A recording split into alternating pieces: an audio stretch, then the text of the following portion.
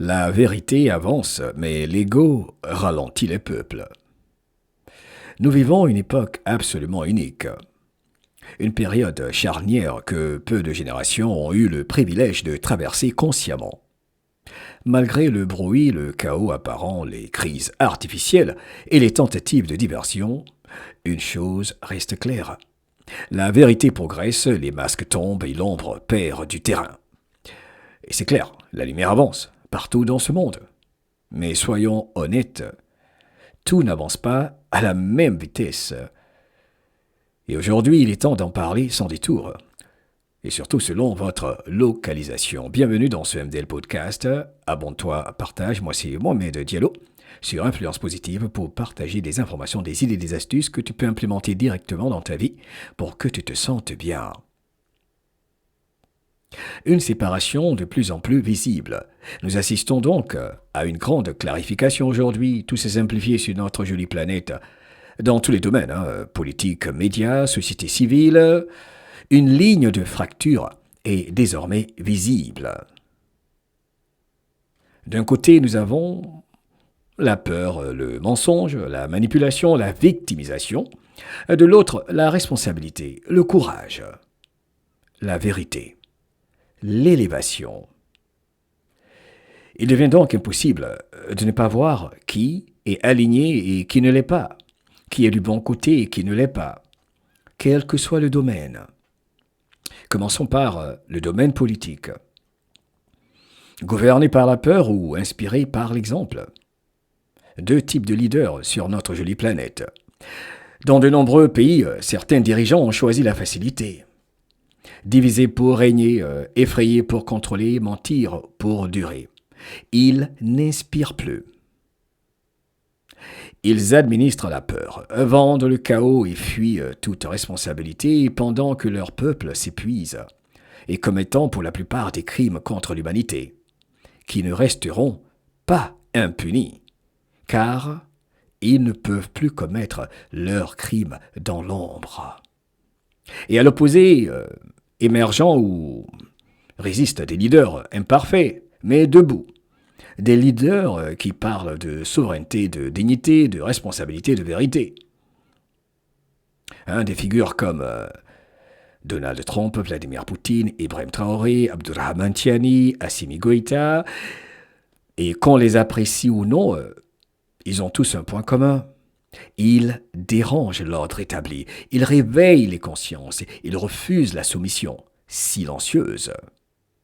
Et c'est précisément pour cela qu'ils sont attaqués sans relâche. Parlons du domaine de l'information. Éclairé ou intoxiqué, même combat du côté de l'information. D'un côté, des journalistes indépendants, des informateurs honnêtes, des lanceurs d'alerte courageux, qui payent souvent un prix élevé pour faire émerger la vérité. De l'autre, des relais de propagande qui protègent les corrompus, déforment les faits comme d'habitude, censurent les voix dissidentes et diabolisent ceux qui posent les bonnes questions. Mais la dynamique a changé, il est clair. La vérité circule désormais sans permission. La vérité contourne les filtres et elle traverse les frontières. Et surtout, la vérité ne peut plus être étouffée. Venons-en à la société civile. Ah ben oui, là c'est le vrai combat qui commence en bas. Pour le dire ainsi maintenant, c'est-à-dire parler de nous. Oui, parlons de nous. Nous faisons également partie, soit du problème, soit de ou des solutions. Parce que tout ne dépend pas des gouvernants ou des gouvernements. Dans chaque pays, il existe deux attitudes très très claires aujourd'hui. Il y a ceux qui, malgré un système injuste, refusent la posture de victime permanente. Ils travaillent sur eux-mêmes, se disciplinent et élèvent leurs proches et deviennent des piliers dans leur environnement. Et puis, il y a ceux qui passent leur temps à se plaindre. Toujours en colère, toujours accusés, jamais responsables. À force, ils ne combattent plus le système. Ils deviennent prisonniers de leur propre mentalité. Et des parasites. Pour les membres de leur famille, leurs proches, la société entière. Et pour eux-mêmes. À un moment donné, vous savez, la vérité est très simple, hein. Personne ne sauvera quelqu'un qui refuse de prendre ses responsabilités, de se relever. Le point que beaucoup refusent d'admettre. Alors voici une réalité difficile à entendre, hein, mais qui est essentielle. Du reste, dans certains pays où les gouvernements sont clairement opposés aux intérêts de leur peuple, si le changement tarde, ce n'est pas uniquement à cause de la corruption d'en haut. Ce n'est pas uniquement à cause des gouvernements corrompus, dictatoriaux. Enfin bref, permettez-moi l'expression, c'est aussi à cause de ce qui se passe entre les citoyens eux-mêmes, soi-disant. Trop de paroles, souvent, pas assez d'action.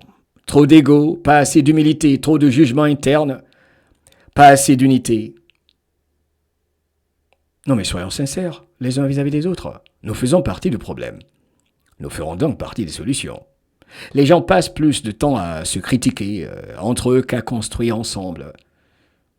Et pendant que le peuple se divise, le système corrompu, lui, se renforce. Un peuple divisé est contrôlable. Un peuple uni devient incontrôlable, évidemment. On entre donc dans une phase où mentir devient pratiquement impossible, sinon risqué.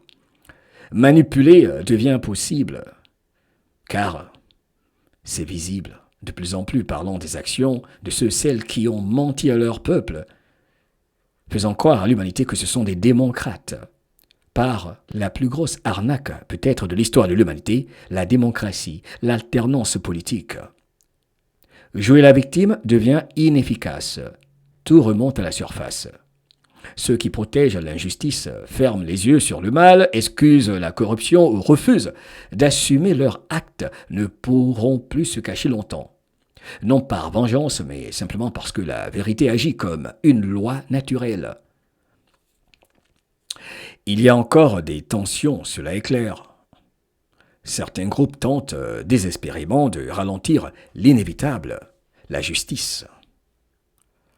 Mais la direction reste claire.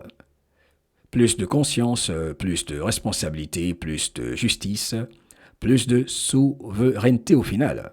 Car la lumière ne recule jamais et elle ne peut plus reculer d'ailleurs. Elle expose, tout comme la vérité, elle révèle, et en même temps, elle nettoie. Nous vivons un moment rare, il faut le dire, c'est cela qu'il faut retenir. Un moment où chacun doit choisir. Nourrir l'ego ou cultiver l'humilité, se rassembler, se retrouver, commenter, parler, à n'en pas finir ou agir, en évitant tout ce qui mène à la violence. Mentir ou dire la vérité.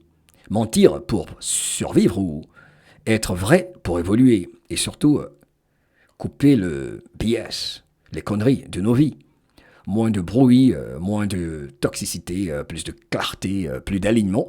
Et parce qu'au final, rester sain d'esprit aujourd'hui, c'est choisir la vérité. C'est inévitable. Il est important de faire partie de ceux qui élèvent. Ceux qui élèvent les vibrations, évidemment. Et souvenez-vous, ce qui vient est plus grand que ce qui s'effondre. Et que jamais ta liberté ne s'arrête là où commence la peur de celui ou celle qui refuse de prendre ses responsabilités. N'oublie pas de visiter mohameddiallo.com. Il y a beaucoup de capsules que tu peux écouter pour nos doses d'influence positive, pour le bien de tout ce qui vit et respire. Et vivre l'amour, c'est beaucoup mieux. I love you.